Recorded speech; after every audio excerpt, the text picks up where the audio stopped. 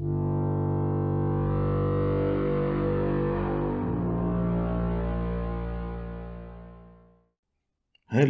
it's me, long time no see, and this is episode 112, 112 of the Jinka series. Or, as we like to directly get down to business, तो मैं ये ज़रूर कहूँगा कि lost tapes लोगों को बहुत पसंद था और उसका कुछ न्यू ऑडियोज़ नहीं आ रही उसके लिए, तो वो let's try to start that again. और इसके अलावा जो है सिग्नेचर स्टोरीज़ के ऊपर मेरी एक वीडियो है जो अटकी हुई है, मिड दैट इन ट्रांजिट, तो वो थोड़ा सा उस पर मामला एक है, एडिटिंग उस पर रिक्वायर्ड है। तो खैर वो एक सेपरेट सीरीज़ है और वो that's more on creating atmosphere of horror, और बाकी हमारी जिनकास्ट तो अपनी जगह है और वो बिल्कुल सही है। और स्टोरीज़ भी माशाल्लाह आई हुई हैं और काफ़ी ज़्यादा, और सबमिशंस भी आ रहे हैं, एवरीवन इज़ पार्टिसिपेटिंग और सब अपने एडवाइसेस भी देते हैं और आई रियली अप्रिशिएट इट। अब गेटिंग डाउन टू बिजनेस, हम बात करते हैं हमारे दोस्त अबीर खान साहब की, अब एबटाबाद से। अब ये कहते हैं कि 1-2 साल पहले, मतलब 2020 की ये बात कर रहे हैं, जनवरी की शुरुआत की, कहते हैं जी कि सुबह ये फजर के पहले उठे थे और नमाज को जा रहे थे मस्जिद, तो वहाँ जो इनकी मस्जिद है उसके साथ एक कब्रिस्तान भी है, तो वो मतलब मस्जिद का कब्रिस्तान ही कहलाता है। तो वहाँ से इनका गुज़र हो रहा था सुबह के टाइम, तो इन्होंने देखा कि इनकी ही एक मोहल्ले की एक औरत जो अच्छी उम्र की थी, मतलब वो वाइट कपड़ों में कब्रिस्तान में मौजूद है। अब जैसे ही वो करीब उस जगह के आए तो उन्होंने देखा कि एक ऐसी जगह जहाँ कोई कब्र नहीं है, खाली जगह है, वहाँ पे वो औरत खड़ी हुई है। तो ऑब्वियसली मोहल्लेदारी और गांव तो नहीं है, एबटाबाद एक माशाल्लाह शहर है, तो मैं कहने का मकसद ये है कि वहाँ की मोहल्लेदारी जो थी उसके तहत इन्होंने फ़ौरन से उनको देखते ही सलाम किया। अब उस औरत ने इनको सलाम का जवाब नहीं दिया, बस घूरना शुरू कर दिया। अब वो घूरे जा रही है इनको, और इनको एक अजीब सी फीलिंग, मतलब एक खौफ सा महसूस हुआ, और ये सीधा मस्जिद चले गए, नमाज वगैरह पढ़ी, बाहर निकले तो देखा वो अभी भी वहाँ मौजूद है और अभी भी इनको जो है वो घूर रही है। ये चुपचाप वहाँ से सीधा घर चले गए कि पता नहीं क्या हो गया इसको, और घर जाके फिर विंटर कैंप का ज़माना था, तो ये वहाँ चले गए। अब जो वहाँ से ये वापस आए तो पता चला कि भाई मोहल्ले में डेथ हुई है और सब लोग वहाँ जा रहे हैं, और वहाँ जाके पता चला उसी औरत की हुई है, जिस पे ये बड़े शौक हुए क्योंकि सुबह ही उसको कब्रिस्तान में देखा था। अब जब बात हुई कि तदफीन वगैरह वटेवर की, तो पता चला कि जिस जगह पे वो सुबह खड़ी हुई दिखी थी उसी जगह पे वो उसकी तदफीन हुई है, यानी कि उसकी बैरियल हुआ है। अब ये एक इंतहाई अजीब वाक़या था, और इसके होने के बाद इनको डर बहुत ज़्यादा लगने लगा, और रात में फिर एक आध दिन में ऐसा हुआ कि सोते हुए बहुत ज़्यादा डरने लगने लगा, और फिर मोहल्लेदार और जानने वालों की शक्लों में अजीब अजीब चीज़ें नज़र आईं, मतलब जैसे कि उसी कमरे में या कहीं पे इनको एक बंदा नज़र आता जो अजीब सी शक्ल का इनका ही मोहल्लेदार होता, लेकिन पता होता, मतलब अंदाज़ा होता कि ये वो आदमी नहीं है। ये शुरुआत हुई अजीब, मतलब एक वहशत इनके ऊपर तारी हुई। फिर ऐसा सिलसिला होने लगा कि एक कुछ अरसे में ये फजर की नमाज पे ये उठे तो बेड जो था इनका हवा में लेविटेट हुआ था, यानी उठा हुआ था हवा में, उड़ एक तरीके से लेविटेट कर रहा था। अब इस हालत में, हैरत में जब देखा तो रूम के अंदर इनके दो छोटे से कद के अजीब से दो आदमी थे जिन पे बाल ही बाल भरे हुए थे। इन्होंने ऑब्वियसली जो मतलब डर में सब पढ़ाई वगैरह की होती है वो उन्होंने की, तो फिर वो बेड वापस आया और वो गायब हुए। लेकिन इसके बाद इन्होंने जब एक आलिम से कंसल्ट किया इस बारे में, तो इनको ये कहा गया कि इनके ऊपर कोई साया आ गया है जो कि अपने जो जाहिर करने की अपने आप को कोशिश कर रहा है। और फिर जाहिर सी बात है उससे रिलेटेड इन्हीं ने चीज़ें की। लेकिन ये कहते हैं कि एक हफ्ता मतलब इस ईमेल से एक हफ्ता पहले फिर वही दो लोग इनको रूम में नज़र आए और इनका बेड फिर हवा में था। तो thank you very much for sharing that story, और उम्मीद है कि भाई आपके मामला जल्दी हल हो जाएं और जो भी बुराई है वो टल जाए। और दुआ करते हैं कि सब लोग महफूज रहें और ऐसी बुराइयों से।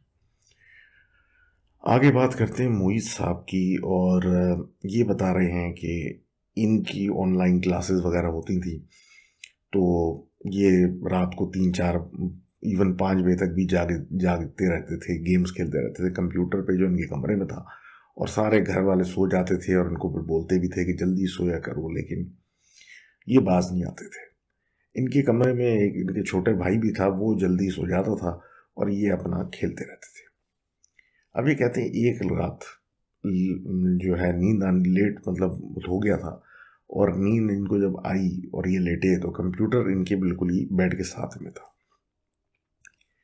कीबोर्ड चलने की आवाज़ें रात में आने लगी, जैसे कि वो कीबोर्ड पर टाइप कर रहा है। अब ये बिल्कुल जाहिर सी बात है बेड के साथ लेटे हुए, भाई सो रहा है, ये भी लेटे हुए हैं, कमरे में कौन कीबोर्ड चला रहा है। ये डर गए और मतलब डर इनको लगा, आयतल कुर्सी वगैरह पड़ी और सब कुछ करके लाइट ऑन की तो वहाँ कोई भी नहीं था। अब डर तो लग रहा था, लेकिन ये कंसिस्टेंट एक काम शुरू हो चुका था कि रात में लेट नाइट इनके कमरे में कीबोर्ड चलता था। इनकी बात पे घर वाले तो यकीन नहीं करते थे, ये बोलते थे कि कान बज रहे हैं, और ये भी शुरू में यही समझते थे कि मैं इतना कंप्यूटर पर बैठा रहता हूँ शायद उसका साइड इफेक्ट है, लेकिन ऐसा नहीं था। और घर वाले भी यही कहते थे कि उनको यकीन नहीं आता था कि ऐसा कुछ हो रहा है। अब इस चक्कर में इन्होंने जल्दी सोना शुरू कर दिया कि भाई इस झंझट से निकले और इस खौफ से निकले। अब ये कहते हैं कि एक रात इनके छोटे भाई जाग रहे थे और ये सो गए थे जल्दी, तो वो डर गया क्योंकि रात में उसने कीबोर्ड की आवाज़ें सुनी, और उसने जब घर वालों को बताया तो यकीन लोगों को नहीं आया, और वही बातें कि रात देर तक जागना ठीक नहीं है वगैरह वगैरह।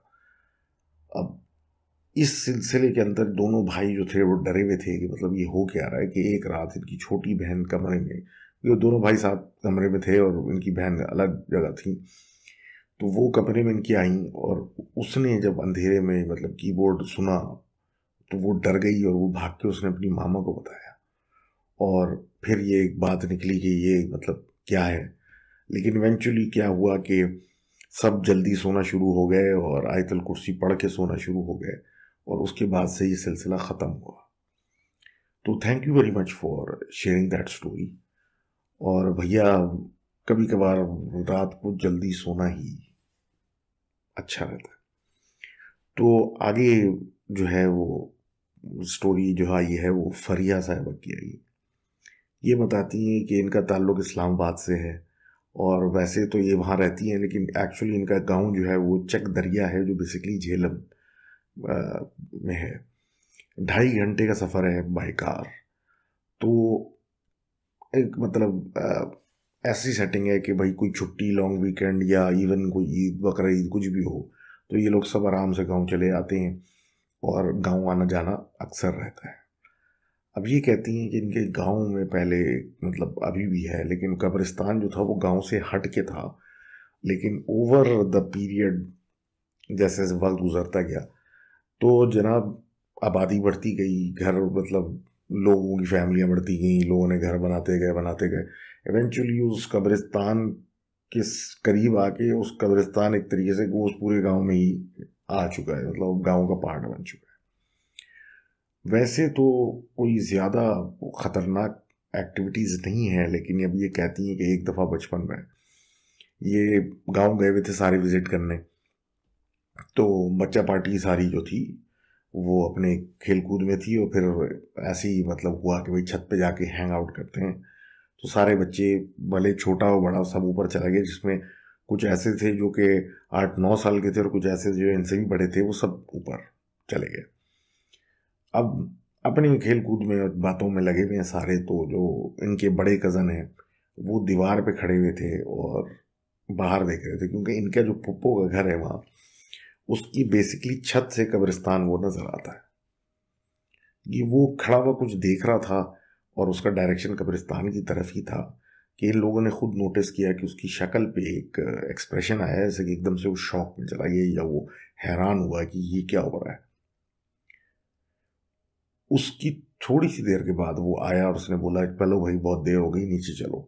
जिस पे बच्चों ने पूछा क्या हुआ, वहाँ क्या नज़र आ रहा है, उसने बोला कुछ नज़र नहीं आ रहा, वहाँ पे कोई फौजी वौजी आके कुछ देख रहे हैं तो इसलिए हम नीचे चलते हैं।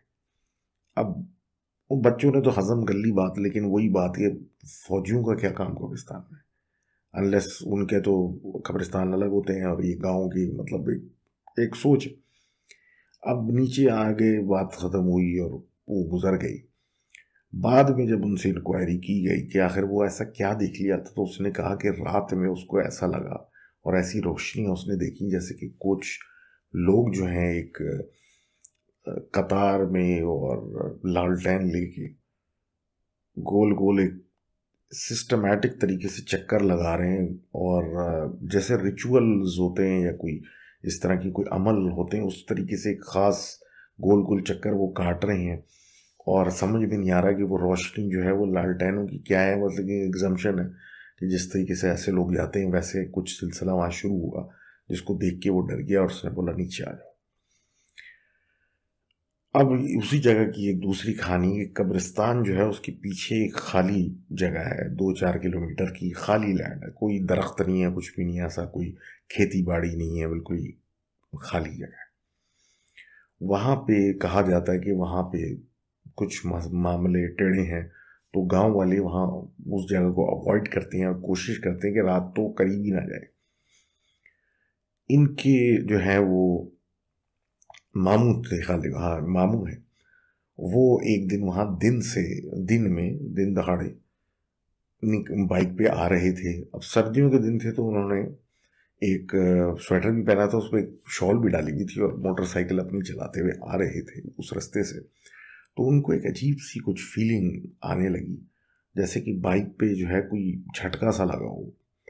अब चलाते चलाते उन्होंने नोटिस किया तो जो स्वेटर उन्होंने पहना हुआ था उसकी आस्तीन जो थी वो कटी हुई थी, जैसे किसी ने काटी हो, और बाकायदा एक दरार थी और उससे फिर वो हवा भी अंदर आ रही थी। तो उसको नोटिस करते करते मतलब सोचते हुए कि मतलब कोई झाड़ झनकार या कोई दरख्त या शाख कुछ भी ऐसी चीज़ नहीं थी, वो मतलब खाली एक प्लेन उस पर आप जा रहे हैं जो टकराई हो, तो ये कट कहाँ से लगा। तो उनको एहसास हुआ कि जो उन्होंने चादर ओढ़ी हुई थी वो कट के आधी हुई हुई है, और वो मतलब जिस चीज़ ने ये काटा उसने उस चादर को भी बड़े निफासत से काट दिया, और ये तो आधी चादर उड़े जा रहे हैं।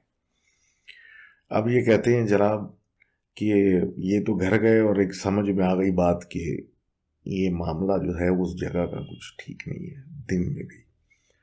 तो thank you very much for sharing that story. और आगे बात करते हैं हमारी दोस्त सारा की। और सारा बताती हैं कि इनके भाई जो थे वो आर्मी में हैं और कोयटा में उनकी पोस्टिंग थी। तो वो जिस जगह पे उनकी पोस्टिंग थी वहाँ ऐसा था कि जो मेस हॉल है उससे थोड़े से फासले पे इनके जो है वो क्वार्टर्स बने हुए ऑफिसर्स के, एक लाइन में एक स्ट्रिप की तरह एक लंबी कमरे कमरे कमरे कमरे बने हुए, और वहाँ वो मतलब उनका क़याम होता है, रोता है, रुकते हैं। इनके जो भाई थे उनका सबसे आखिरी जो रूम था वो था, और वो ऐसा था कि उसकी छत पे एक दरख्त की बड़े से दरख्त की शाख एक आई हुई थी। वैसे तो बाजार कुछ मतलब वहाँ रूम में फील नहीं होता था, लेकिन एक छत पे रात के टाइम वो एक आवाज़ आती थी जैसे कि कोई दरख्त पे चल रहा है, वो जो शाख वो टच कर रही है उस शाख पे मुस्तकिल कोई चल रहा है, और बाकायदा ईंटें मार रहा है क्या कहते हैं छत पे। और वो जिस तरह एक मारते हैं तो वो बिखर जाती है, वैसी आवाज़ें आती थी। लेकिन जाके जब दिन में चेक किया जाता था तो वहाँ बिल्कुल प्लेन होता था और कोई ईंट वींट नहीं वहाँ गिरी हुई होती थी या फैली हुई होती थी। अब इत्तेफाक एक दिन हुआ कि मेस में ये थे और रात 11 बज गए, कोई काम था, कोई सिलसिला था, तो ये वहाँ से चलने लगे अपने उस वापस क्वार्टर्स की तरफ सोने के लिए। तो कहते हैं कि इनको जो है वो दूर से नज़र आया कि कोई मजदूर जो है वो ऊपर उस ट्रिप की छत पे तगारी वगैरह ले गए, मतलब एक मूवमेंट सी नज़र आई। इनको बड़ी हंसी आई कि ये कोई टाइम है मतलब इस तरह का काम करने का, कि आप छत पे मतलब काम कर रहे हैं और सीमेंट लगा रहे हैं, ईंटें वगैरह वटेवर जो भी आप कर रहे हैं वो ये इस टाइम पे। अब जैसे जैसे आगे जाते गए तो उनको एहसास हुआ कि ये सारी चीज़ जो हो रही है वो बेसिकली इनके वाले कमरे के ऊपर हो रही है। उस वक्त तक तो ये बड़े खुश थे, लेकिन जब कमरे के करीब आए और वो शाख इनको नज़र आई जो इनके कमरे के ऊपर है, तो उन्होंने देखा कि कुछ लोग जो हैं वो बाकायदा लाइन बना के उस दरख्त की शाख पे से दरख्त में से चलते हुए आ रहे हैं और उस छत पे उतर रहे हैं। जिसके बाद ये बिल्कुल ही हक्का बक्का रह गए और अपने कमरे में चले गए और ऐसे ही जागते हुए रात गुजार दी कि आखिर ये कौन लोग हैं जो कि लकीर बना के बिल्कुल परफेक्ट तरीके से दरख्त में से निकल के दरख्त की शाख पे से चलते हुए जाते हैं इनके कमरे की छत तक। तो thank you very much for sharing that story. और जहाँ तक बात है कि भाई इन लोगों की जो एरियाज होते हैं जहाँ पे ये लोग ऑपरेट करते हैं, बेसिस वगैरह वगैरह, वो बड़ी बड़ी जगहें होती हैं और बड़ी वीरान जगह होती हैं और इतनी पब्लिक होती भी नहीं है वहाँ पे, और बड़े पुराने उनके दरख्त भी होते हैं, सब कुछ होते हैं, तो ये नेवर नो। और इस तरह की स्टोरियाँ हमारे पास पहले भी आई हैं और रिगार्डिंग कैम्प बेसिस और इस तरह की अंदर ऐसा हुआ ऐसा हुआ ऐसा हुआ। तो यह तो this was kind of weird. तो खैर आगे बात करते हैं हमारे दोस्त उस्मान की। अब उस्मान ये बताते हैं, ये अपनी पर नाना की बात कर रहे हैं, मदर्स ग्रैंडफादर। तो पर के पर नाना मतलब ग्रेट ग्रैंडफादर कह लें, बहरहाल। तो वो जो थे वो बसरा इराक़ से वापस आके उन्होंने आर्मी ज्वाइन की थी और जनरली मतलब एक कंटोनमेंट से दूसरे कंटोनमेंट जो थे वो जाते रहते थे और इसी तरह इनका घर से दूर सिलसिला चलता रहता था। अब ये कहते हैं कि एक इसी तरीके से दिन ये आ रहे थे और एक आर्मी जीप ने इनको जीटी रोड पे उतार दिया था और लेट था, लेकिन इनको मतलब ऐसे मतलब पैदल जाते हुए वो मतलब कोई डर वर वाली चीज़ नहीं थी और आदत थी, तो मामला चला। अब ये अपने गांव की तरफ जा रहे थे कच्चे रास्ते से और उस रास्ते में रात का टाइम था, तो उनको शहनाइयों की और म्यूज़िक जैसी मतलब होती है टिपिकल गाँव वगैरह की, उस तरह की आवाज़ आने लगी। थोड़ा सा आगे जाके कुछ लोग वहाँ खड़े हुए ढोल बजा रहे थे, उनको इन्हें देखा। उसमें से एक आदमी आगे बढ़ा जैसे कि इनका कोई बहुत पुराना जानने वाला है, और उसने इनको कहा कि भाई भाई प्लीज़ मतलब आप आएँ और हमारे साथ आएँ, खाना वाना खाएँ, मेरी बेटी की शादी है, हमारी बेटी की शादी। अब ये जाहिर सी बात है, एक तो अंधेरा भी था थोड़ा और इतना समझ में नहीं आ रहा था, तो हैरत भी हुई इनको कि मतलब इतने अंधेरे में मतलब ये क्या मतलब ढोल बाजा बजा रहे हैं। लेकिन इवेंचुअली वो समझे कि कोई या तो मुझे पहचानता नहीं है और अंधेरे में मुझे कोई और समझ रहा है, तो इन्हीं ने एक्सक्यूज़ किया और कहा कि भाई मैं तो जा रहा हूँ। तो उसने बोला नहीं नहीं, कम से कम खाना तो अपने साथ लेके जाएं। तो उसने बोला ठीक है भाई, मैं थका हुआ हूँ तो मैं खाना अपने साथ ले जाता हूँ। वो आदमी गायब हुआ और थोड़ी देर के बाद एक बैग या कोई बोरी टाइप का थैला लेके आया और उसको इनको दे दिया। ये वो लेके चल पड़े और यही सोचते हुए कि ये आदमी मुझे कोई और समझ रहा है और अंधेरे में मुझे कोई और आदमी अपना जानने वाला समझ रहा है, और ये चल पड़े। घर गए, घर में ऑब्वियसली गांव था और सब सो रहे थे, तो वहाँ गए और वो किचन के पास जहाँ पे खाने की चीज़ें रखी जाती हैं उधर वो इन्हीं ने बोरी डाली और ये सोने को चले गए। अब सुबह उठे, अपनी ये स्टोरी उन्होंने सुनाई अपनी बेगम को, और शादी का रात में इतने इस पहर पे, और वो भी इतनी वीरान जगह पे जहाँ पे उनके ख्याल में तो कुछ भी नहीं, कोई भी नहीं रहता। तो वो भी हैरत से सुन ली उन्हीं ने। अब सुबह का टाइम था नाश्ते की, तो बात हुई कि भाई ये खाना रात में आया था, तो वो भी देख लेना क्या गर्म हो सकता है या क्या चीज़ लाए, वो उन्होंने दी है। बाकी तुम अपना नाश्ता मेरे लिए बनाओ। और वो वॉशरूम चले गए मेरा मुंह हाथ धोने के लिए। अब ये मुंह हाथ धोने गए ही थे कि अंदर से मतलब ज़ोर से इनकी वाइफ की आवाज़ आई, और उसने मतलब पहले तो बोला कि क्या गलाजत है ये, और इस तरह की बातें, और ये किस किस्म का मजाक है करती हुई वो आई, और ये घर में क्यों लेके आए हो। तो ये मतलब गए और पूछा मतलब क्या हो गया। तो इनकी वाइफ ने इनको कहा कि भाई ये तुमने क्या लेके आए हो, तुम्हें पता भी ये है क्या है। तो उन्होंने कहा नहीं। तो इन्होंने बोला जाके देखो थैले में क्या है। जब उसके अंदर उन्होंने देखा तो हैरान रह गए, गलाजत थी उसमें। और ये हैरान कि मतलब ये तो, ये क्या होगा। अब इनको बड़ा मतलब गुस्सा भी आया, मतलब कि ये किस किस्म का घटिया मजाक है। और ये फिर दूध वाले जो हैं इनके मोहल्ले के और इलाके के, उनसे इन्होंने बात की, क्योंकि वही वो लोग होते हैं जो इस टाइम पे फजर वजर के टाइम पे या उससे थोड़ा पहले से उठे हुए होते हैं। तो उन्होंने बात की, तो उन्होंने यही कहा कि भाई उस इलाके में जहाँ की आप बात कर रहे हैं वहाँ तो कुछ भी नहीं। और उस वक्त जो है वहाँ पे जो है एक कुआं ही है, और उसके अलावा तो मैं हम नहीं जानते भी वहाँ कुछ है, और वहाँ ना कोई रहता है ना कुछ। तो और हम वहाँ से हर दिन गुजरते हैं, तो हमने तो आज तक वहाँ कुछ नहीं देखा। अब इस बात पे ये थोड़े से परेशान हुए, और एक एक जानने वाले स्कॉलर से इन्हीं ने बात की। तो उसने इनको कहा कि मियाँ तुम्हारी जान बच गई, अगर तुम इनकी दावत पे चले आते तो फिर क्या होता कभी सोचा था, क्योंकि ये इंसान तो नहीं लग रहे। तो thank you very much for sharing that story. और आगे बढ़ते हैं और बात करते हैं फराह साहिबा की। फराह साहिबा बताती हैं कि सन 2000 में सर्दियों में इनकी वालदा का इंतकाल हो गया था। नहीं सॉरी, ये बता रही हैं कि सन 2000 के अंदर इनकी वालदा का इंतकाल हुआ था, और उसके 6 महीने बाद सर्दियों की ये बात है, जब इनकी मतलब जाहिर सी बात है 4 बहनें हैं ये, और ये उस शौक से गुजर रही थी। इनकी 2 बहनें ट्विन्स हैं छोटी वाली, तो ये सबसे बड़ी हैं, इनके बाद एक है फिर 2। तो वो जो ट्विन्स थी वो मतलब 23 साल मतलब ये एज ग्रुप की थी, और उनकी बात बात कहीं पक्की हुई हुई थी, और ये ओवरसीज रहती हैं।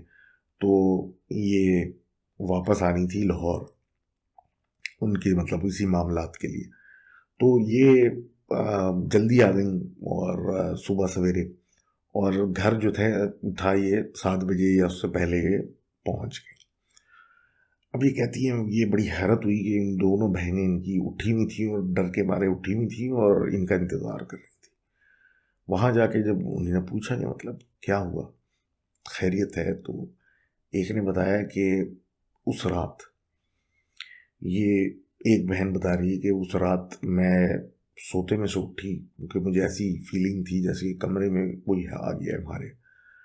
और उन्होंने जाके देखा कि महसूस किया कि कोई इनके बराबर में है। तो जैसे ही मुंह मोड़ के देखा तो इनकी वालदा, जो कि 6 महीने पहले जिनका इंतकाल हुआ था, वो मौजूद थी।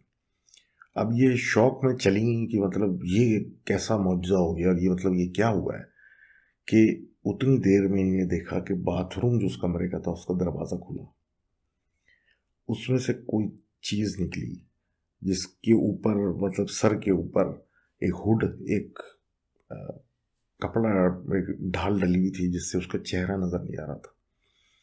और वो भी वहीं आके उस लड़की के सर पे खड़ा हुआ और कुछ मंत्रनुमा चीजें पढ़ने लगा। उसके हुलिये और उसकी हालत देख के इनको शदीद डर इनके ऊपर तारी हुआ। लेकिन इन्हें जब देखा तो इनकी वालदा जो अ, खड़ी थी, उनके मतलब ऐसे ही मतलब एक मतलब उनको देख के एक एहसास हुआ कि ये वो जो आई हैं वो इस चीज़ से इनको बचाने को आई। अब वो चीज़ इनकी तरफ अपना मुंह बढ़ाने लगी, जैसे कि इनके मुंह पे बोसा देने जा रही है या प्यार करने जा रही है। इन्होंने ऑब्वियसली मतलब इंस्टिंक्टिवली अपना मुंह जो है वो दूसरी तरफ कर लिया कि मैं इसकी तरफ देखूंगी नहीं, और उस चीज़ ने आके इनके मुंह पे क्या कहते हैं अपने होंठ लगाए। अब ये कहती हैं कि ये जब स्टार्ट हुआ होना तो इन्होंने कुछ आयतें पढ़ने लगी, और इनकी जो वालदा खड़ी थी वो भी आयतें पढ़ने लगी, वो भी सेम काम करने लगी। और फिर फजर की अजान हुई कुछ ही देर में, और वो चीज़ आराम से चलती हुई वॉशरूम में वापस चली गई। इन्होंने जब मुंह वापस मोड़ के देखा तो वो चीज़ अंदर बाथरूम में चली गई, और वो भी गायब हो गई, उनकी वालदा भी गायब हो गई।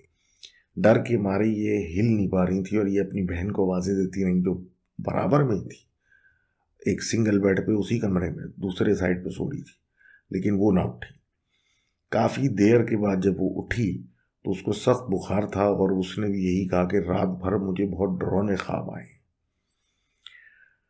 हैरत की बात यह है कि, और जो मोस्ट प्रोमिनेंट बात यह है कि जिस जगह पे उस चीज़ ने अपने होंठ लगाए थे उधर एक निशान था, जैसे कि वहां पे कुछ जलता हुआ लगाया गया हो, जो कि उस लड़की के चेहरे पे काफ़ी अरसे रहा। अब कहती हैं ये है कि उस दिन के बाद वो चीज़ तो दोबारा नहीं दिखी, लेकिन घर में अजीब व गरीब हरकतें होती रहीं। जैसे कि बहुत बिल्लियां जो थीं बाहर घर के इनके आके अजीब तरीके से रोना शुरू कर दें, और उसी कमरे के बाहर जहाँ वो खड़ी रो रही हैं तो उसी कमरे की कारपेट को आग लग गई, जो बज़ाहिरन इसलिए लगी कि भाई एक हीटर गिर गया था उसके ऊपर, लेकिन वो कैसे गिरता है, ऐसी तो वो चीज़ नहीं है हीटर जो आराम से गिर जाएगा खड़े खड़े, लेकिन ऐसा था सिलसिला।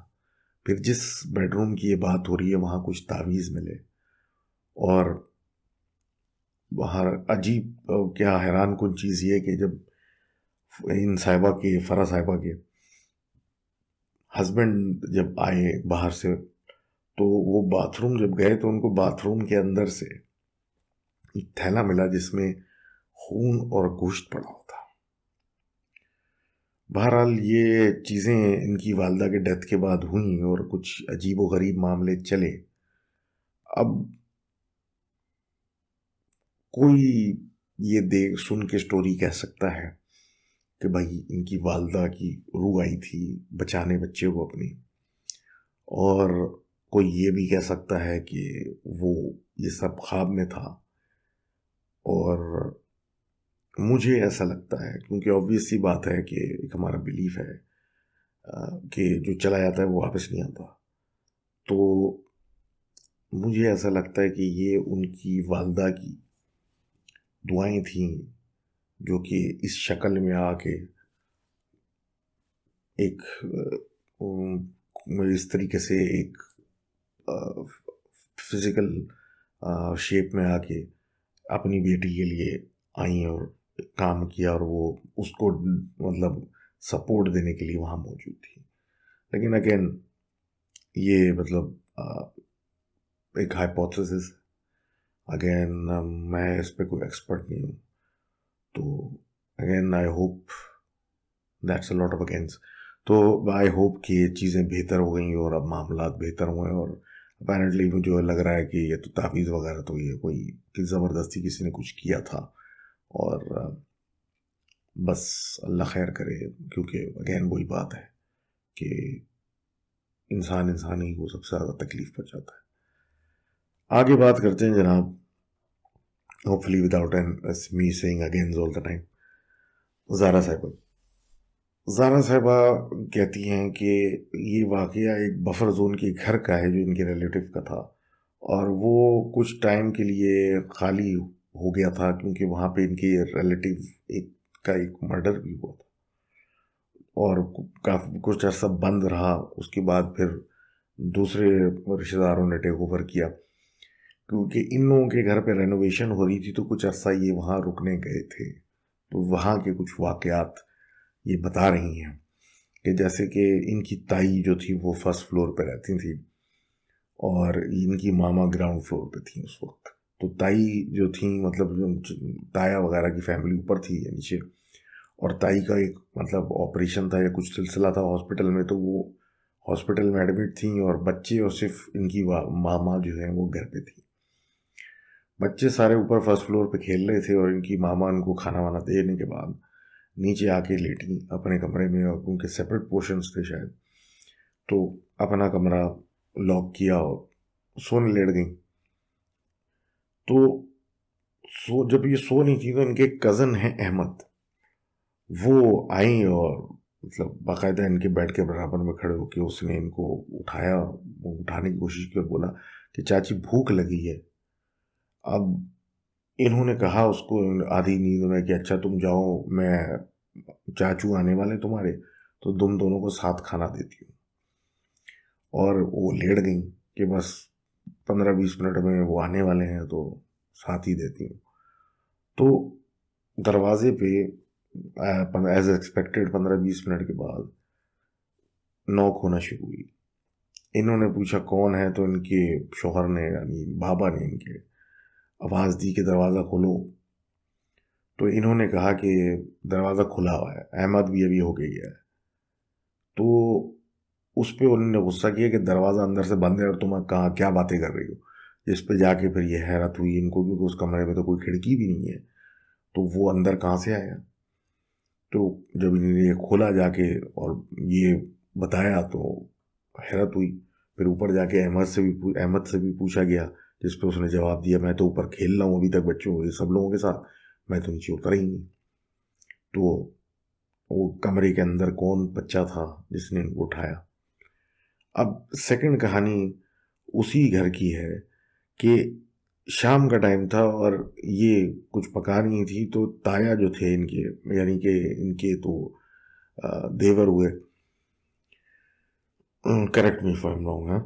तो बच्चों ये इनकी जो ताएं हैं वो आए, तो इनकी वालदा ने उनको आते हुए देखा और बोला कि मतलब आप खाना खा लें। अब ये कहते हैं कि ये ऊपर जा रहे थे तो ये पीछे पीछे भी गई, 4 दफ़ा आवाज़ें दी कि खाना पका हुआ है आप खाना खा लें। तो वो चलते चलते गायब हो गए। ये देख के ये मतलब ऊपर की तरफ भागी और जाके जब देखा तो वो तो कमरे में सो रहे थे अपने, तो वो नीचे अभी घर में एंटर जो हुआ था वो कौन था। अब इनकी जो छोटी बहन है, अब ये इनकी आंट की घर की कहानी है। तो वो 7 साल की थी और गर्मियाँ थी, तो रात के वक्त सब लोग ड्राइंग रूम में सो रहे थे, तो इनकी बहन जो है वो छोटी जाग रही थी। तो ड्राइंग रूम की जो विंडो है वो बाहर लॉन वगैरह या किसी चीज़ की तरफ खुलती है। तो वहाँ पे लेटे लेटे उसने बच्ची ने जब देखा खिड़की की तरफ, तो वहाँ पे एक आदमी खड़ा था जिसका काला धड़ था और आंखें लाल थी, और वो उसकी तरफ देख के घूर रहा था। उस बच्ची ने डर के मारे दूसरी तरफ मुंह जब किया तो उसको एहसास हुआ कि कमरे के अंदर कुछ है। तो उसने जब देखा तो कमरे के अंदर एक कुर्सी थी जहाँ पे वो अब बैठ के उसको देख रहा था। वो पलट के फिर वो जाहिर सी बात है डर गई थी सीरियसली। तो फिर उसको एहसास हुआ कि वो जो भी चीज़ है वो अब उसके पीछे खड़ी हुई है और वो वहाँ खड़ा है। ऑब्वियसली फिर वो उसने जाहिर सी बात से शाउट किया हो या कुछ किया हो, शोर किया हो, जिसके बाद फिर वो सब लोग उठे तो वो चीज़ वहाँ नहीं थी। और उस दिन के बाद से क्या कहती है, बता रही हैं कि ऐसी चीज़ें मतलब उस घर में भी कुछ मामला गड़बड़ था। तो thank you very much for sharing that story. और आगे बात हम करते हैं नशरा की। नशरा हमारी दोस्त जो लिखती हैं वो इंडिया से लिखती हैं, और ये अपने ननियाल की स्टोरी सुना रही है। लखनऊ से इनका ताल्लुक़ है, और इनका जो ननियाल है वो उनमें बहुत स्कॉलर्स, मौलानाज और मौलवीज गुजरे हैं। और जो नानी के फादर थे, यानी कि इनके पर नाना हुए, उन्होंने काफ़ी बुक्स भी लिखी हैं रिलीजियस सब्जेक्ट्स पे, जो कि यूनिवर्सिटीज़ में इस्तेमाल होती हैं ईरान और इराक़ में। तो ये बताती हैं कि इनके जो घर था वो एक पुरानी हवेली की तरह था, और उसमें आगे पीछे बड़े बड़े गार्डन्स थे। और पिछला जो गार्डन था उसमें एक कमरा कम कोठरी कह लें बनी हुई थी, जहाँ पे सर्वेंट क्वार्टर्स एक तरीके के थे। वैसे तो आने जाने वाले सर्वेंट्स बहुत थे, लेकिन परमानेंट रहने वाली एक ही औरत थी वहाँ पे। वो बेचारी उम्र रसीदा हो चुकी थी, क्योंकि उसका शौहर जो था वो उसको छोड़ के जा चुका था, और उसके 2 बेटे थे। वो भी ज़्यादा बड़े नहीं थे, मतलब लेकिन लड़के थे। अब वो एक वो परमानेंट उस कोठरी में रहती थी, और बाकी सर्वेंट्स आते जाते मतलब रहते थे। अब नानी के जो इनके वालिद साहब थे, परनाना, वो बड़े रिनाउंड स्कॉलर थे, और उनसे मिलने के लिए कोई बड़े स्टेटस के मौलवी साहब, एक मौलाना आ रहे थे ईरान से। तो उनके आने की तैयारियां हो रही थी, और कि बाहर के मुल्क से एक आदमी आ रहा है वगैरह वगैरह। तो एक घर में ज़रा सा माहौल चल रहा था, चीज़ें आ रही थी, बर्तन और अच्छे टेबल कवर्स और वगैरह वगैरह, इस तरह का एक सिलसिला चल रहा था। और जैसे ही उस आदमी के आने से 3-4 दिन रह गए थे, तो वो जो बूढ़ी नौकरानी थी वो बीमार पड़ गई, और वो फिर अपने कमरे में ही रहती थी, और मतलब उससे हिला नहीं जाता था। तो घर वालों, और क्योंकि घर वाले उधर जाते भी नहीं थे उस कोठरी की तरफ, तो यही समझा गया कि भाई वो बेचारी बूढ़ी इतनी है और बीमार पड़ गई है, तो उसको ना छेड़ो। और उसके जो लड़के थे वो इस हालत में, मतलब वैसे तो देखा जाए तो कुछ खास उसकी केयर नहीं करते थे, लेकिन घर से खाना ले जाके उसके पास देना, और वो वहीं पे बैठ के कमरे में खा लेती थी। इस तरह का सिलसिला एक चलता था। अब कुछ दिन गुजरे और गेस्ट आने की तैयारियां होने लगी। वो लड़के भी घूमते फिरते रहते थे, और अक्सर कभी कभी आते लेट घर आते थे या आते ही नहीं थे। ऐसा सिलसिला भी चल रहा था, और सब लोग घर में तैयारियों में बिजी थे कि ये मेन दिन, जिस दिन वो गेस्ट आए, मौलाना आए, इनके घर में कदम रखा, तो इनकी जो नानी थी वो बीमार पड़ गई। और काम, जाहिर सी बात है, गेस्ट आते हैं, खाना सजाना, ये वो बहुत काफ़ी काम होते हैं। तो वो बाकी घर की औरतें कर रही थीं। तो किसी ने कहा कि मतलब वो जो है बुढ़िया नौकरानी, तो उसको को बुला के लाओ। और इनकी वालदा नशरा की को बोला गया, वो छोटी थी, कि जाओ और उसको बुला, आवाज़ दे के बुलाओ कि भाई वो मेहमान आए हुए हैं, और अब तो तब ये 4 दिन हो गए, तो बेहतर हो गई होगी। तो वो गई, और उसने जाके जब बाहर खड़े होकर आवाज़ दी, क्योंकि क्वार्टर्स में कोई अंदर जाता नहीं था, तो वो बाहर आ गई, और उनके पीछे पीछे वो आ गई, और वो किचन में आके उसने सही से मतलब काम शुरू कर दिया, चीज़ें धोना और सब कुछ करना, रोटियां पकाना। और इनकी सब मतलब घर वाले भी साथ थे, और एक मतलब अच्छे से वो चीज़ें करने लगी जैसे कि बिल्कुल फ्रेश है वो। तो बड़ी एक रिलीफ लोगों को हुई, और मतलब सब सिलसिला हुआ। अब खाना लगाने की बात हुई, तो फिर उसी को कह दिया गया कि भाई तुम जाके ट्रे में, और उसने खाना वाना ट्रे में एक सजा के रखा, और बोला गया कि तुम वहाँ जाके मतलब वहाँ रख दे के आ जाओ, सर्व करके आ जाओ। अब वो बूढ़ी नौकरानी जब वो एंटर हुई और वो अपनी चीज़ें वगैरह करने लगी, तो वो जो ईरान से मौलाना आए थे, उन्होंने बड़ी हैरत से और बड़ी एक अजीब तरीके से इनके नाना को कहा कि तुम जो है घर में आए हुए मेहमान को मुर्दों के हाथ का खाना खिलाते हो। तो वो नाना इस बात को सुन के शौक में चले गए कि मतलब ये क्या बात की। इस पे उस मौलवी ने कुछ दुआएं पढ़ना शुरू कर दी। अब ये कहते हैं कि वो दुआ उसने पढ़ना शुरू की, उसके बाद उस औरत ने हिलना बिलना शुरू किया, और एकदम से कलेप्स करके ज़मीन पे गिर गई, सारी चीज़ें गिरा के ज़मीन पे गिर गई। और देखते ही देखते उसका रंग भी अजीब पीला पड़ गया, और ऐसे लगा कि जैसे कि ये तो एक डेड बॉडी है। करीबी डॉक्टर को बुलाया गया, और डॉक्टर ने देख के उसको अंदाज़ा लगाया कि 2-3 दिन पुराना बॉडी है, ये तो औरत मर चुकी है, और उसकी औलाद को पता नहीं है, वो पता नहीं कहाँ गायब है, और शी इज़ डेड। ये सुन के इनकी नानी की भाभी और इस तरह के लोग बेहोश पड़ गए, क्योंकि इस औरत के साथ अभी चंद मिनट पहले खड़े हुए ये लोग रोटियां बना रहे थे और ये औरत मुर्दा है।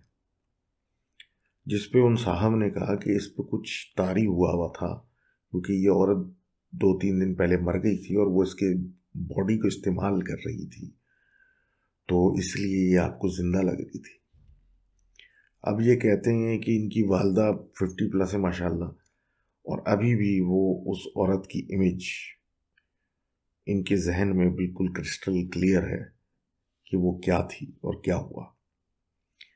तो thank you very much for sharing that story.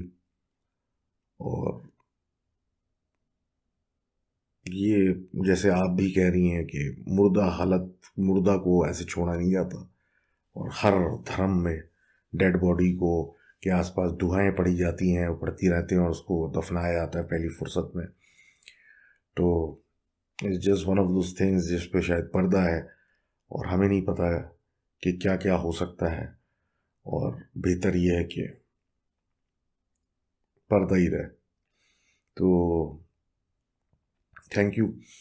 और अब आगे बात करते हैं हम सरोज साहब की। सरोज साहब बेसिकली एक पुरानी कहानी बता रहे हैं 90s की, जिसमें ये बताते थे कि हर सैटरडे को ये कज़न्स के अपनी खाला के घर पे जाते थे, जो कि गालिबन थोड़ा मलीर साइड पे या अस्तर की साइड पे था, जहाँ पे कम आबादी थी। और वहाँ जाके मतलब खाना वाना खाते थे और देर तक रहते थे, और वहाँ से सारे पूरी फैमिली, अम्मा अब्बा बच्चे वगैरह सब फिर वो इकट्ठा निकलते थे और घर चले आते थे।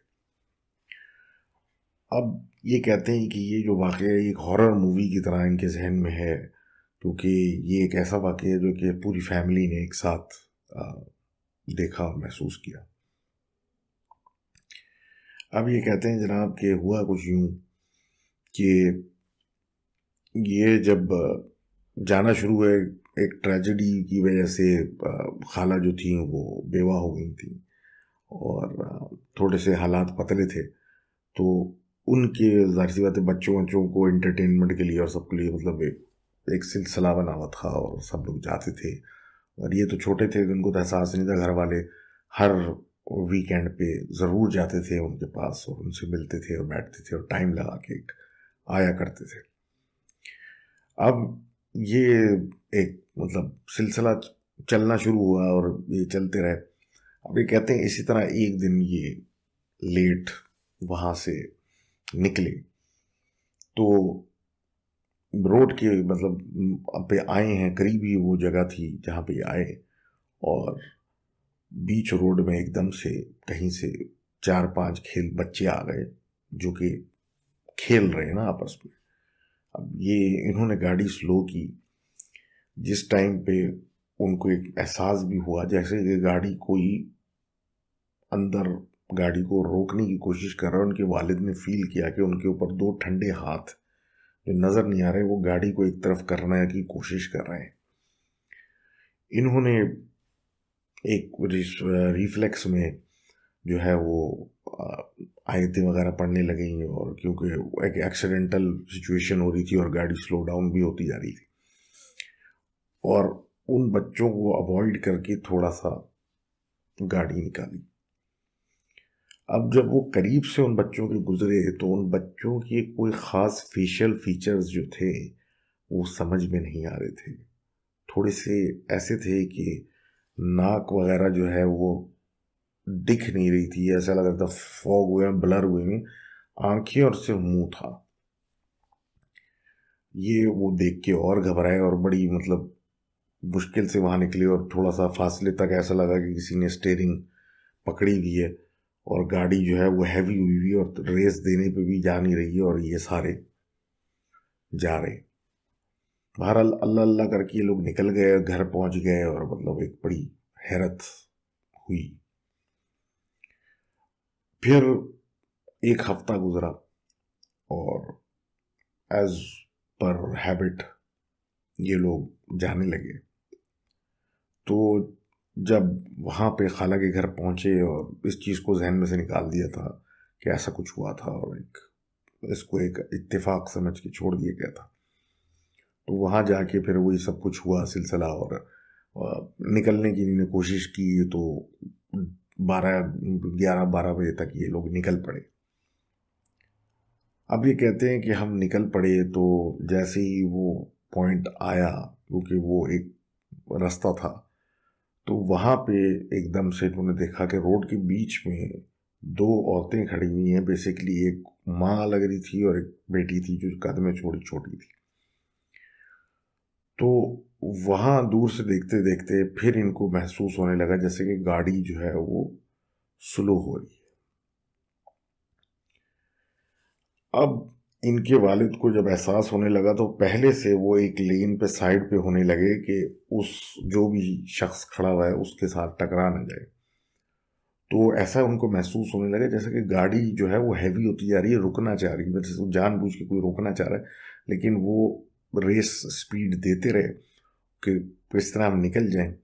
और फिर जब वही पॉइंट आया कि जब वो औरत, जब एक माँ बेटी जो नज़र आ रही थी जिसने सफ़ेद कपड़े पहने थे और वो भी एक लंबे, मतलब एक गाउन की तरह, उनके पास आने लगी, तो देखा कि मतलब वो पीठ किए हुए खड़े हुए हैं। और जैसी गाड़ी उनके करीब आई तो वो पलट के जब इनको देखा तो माँ और बेटी दोनों की आंखें सुर्ख लाल हुई हुई थीं, और मुंह एक अजीब किस्म का मुस्कुराता हुआ एक मुंह था जो कि ज़रूर से ज़्यादा बड़ा था। और वो सिर्फ इनको देख रही थी और बिल्कुल फ्रीज, मतलब एक टाइम चल रहा था कि आराम आराम से गाड़ी जा रही है और ये गाड़ी के अंदर ये दो और लड़कियां और मतलब जो भी चीज़ें थी वो माँ बेटी वो अंदर देख रही हैं। अब ये कहते हैं कि मैंने जब उस तरफ देखा और मेरी माँ जो है वो आयतें पढ़ रही है ज़ोर ज़ोर से, मेरा बाप भी आयतें पढ़ रहा है और मुझे बोल रहे हैं कि भाई आंखें बंद कर लो, तो जब मैंने देखा तो उनका मुंह ऐसा था जैसे मोम की तरह पिघल रहा था, और उनकी लाल आंखें और अजीब से बड़े बड़े दांत मुझे नजर आए, जिसको देख के मैं डर गया और रोना शुरू हो गया। जिस पर इनकी वालदा जो है वो इनको मतलब इशारे दे रही थी कि बेटा सर नीचे करो, वो आयतें पढ़ो, और ये लोग वहाँ से निकल गए। अब ये दो चीज़ें होने की वजह से अब एक परेशानी हो गई थी कि आखिर ये क्या हो रहा है हमारे साथ और वहाँ क्या है ये सिलसिला। तो फैसला हुआ कि हम अब दिन में चले जाया करेंगे और मगरिब से पहले हम लोग वहाँ से आ जाएंगे। अब ये कहते हैं कि इसी तरह हम लोग चले गए और वो एज पर प्लान हम मगरिब से थोड़ी देर पहले निकल पड़े। अब उस ज़माने में कहते हैं कि कुछ कुछ एरियाज ऐसे थे जहाँ पे कोई मकान नहीं था, सिर्फ सड़क थी, तो हम वहाँ से चलते रहते थे। तो मैं गाड़ी में बैठा था, वैसे तो कोई 15-20 मिनट का या आधे घंटे का रास्ता था इनका, तो ये पीछे बैठे हुए थे और घर वाले गाड़ी चला रहे थे कि मेरी आंख लग गई। कहते हैं जब मेरी आंख खुली तो अंधेरा था और मुझे मतलब हैरत हुई कि हम अभी तक गाड़ी में ही हैं, गाड़ी चल रही है। जिस पे इन्होंने मतलब मुंह आगे की तरफ करके बाप की तरफ किया तो देखा बाप जो है वो एक अलग ही एक कंडीशन में, और मुंह पे उनके हल्के हल्के वो कुछ हल्की आवाज़ में आयतें पढ़ रही हैं और ठंडा पसीना सा उन पे आया हुआ, और वो सामने देख रहे हैं, वो गाड़ी चला रहे हैं। और इनकी माँ, अपनी माँ की तरफ जब उसने चेहरा किया तो देखा कि उनकी आंखों में आंसू हैं और वो भी आयतें पढ़ रही हैं। जिस पे जब उसको नोटिस किया तो दोनों वालिदैन ने कहा कि बेटा तुम सो जाओ। टाइम इन्होंने देखा तो कोई 8-9 बज चुका था और ये गालिबन 4 घंटे से गाड़ी में ही थे। इनकी जब आंख खुली तो रात को ये 12-1 बजे घर में दाखिल अपने हो रहे थे, और फिर एहसास हुआ कि हम तो काफ़ी देर बाद घर पहुँचे। यूजुअली हम लोग जब पहले लेट जाया करते थे तो इस टाइम पे आते थे, आज हम इस टाइम पे वैसे ही आ रहे हैं जैसे हम रोज़ आते थे। बाद में पता चला कि उस दिन इनके वालिद साहब ने मुस्तकिल 4 घंटे गाड़ी चलाई और रास्ता वो चलते ही चला जा रहा था और ये घर नहीं पहुंच पा रहे थे, और आखिरकार इतनी आयतें और कई घंटों की तिलावत के बाद उस जगह से ही निकले और वहाँ से घर पहुँचे। आखिर में ये तय पाया गया कि जो भी वहाँ हरकत हो रही है वो इन्हीं लोगों के साथ होती है और बाकी रिश्तेदारों के साथ नहीं हो रही। तो इन्होंने उनके यहाँ जाना छोड़ दिया। और अब उसके बाद जब भी ऐसा कोई मुलाकात होती थी तो इनको ड्राइवर या किसी और तरीके से बुला लिया जाता था, ये वहाँ नहीं जाते थे क्योंकि जो भी वहाँ चीज़ें थी वो इनका या तो आना पसंद नहीं कर रही थी या फिर कुछ इनके साथ करना चाह रही थी। तो thank you very much for sharing that story. और बचपन की यादें। तो this was episode 112 of the जिनकास्ट। उम्मीद है आपको पसंद आया और हम ऐसे ही चलाते रहेंगे और ऐसे ही मामला चलता रहेगा। तो thank you very much and you know my email address. तो प्लीज़ अपने ईमेल्स और सब कुछ और ऑडियोज उस पर भेजें। And one thing I want to add कि जो मैं रिटर्न की बात करता हूँ तो वो इसलिए भी करता हूँ कि रिटर्न चीज़ पढ़ने का अपना ही एक मज़ा है। कोई आपको भेजे या पढ़ें, एक जहन में इमेजिनेशन आती है। तो मेरे लिए भी बड़ा एंटरटेनिंग होता है जब इस तरह स्टोरी आती है। आप जैसे भी लिखते हो, अच्छा लिखते हो बुरा लिखते हो, doesn't matter, it's about the content. तो ज़रूर please do let me know. और थैंक यू अगेन। और इस दफ़ा तो कोई मुझे गिन के बताया अगेन मैंने कितनी दफ़ा बोला है, मुझे लग रहा है बहुत बोला है। तो अल्लाह हाफिज़।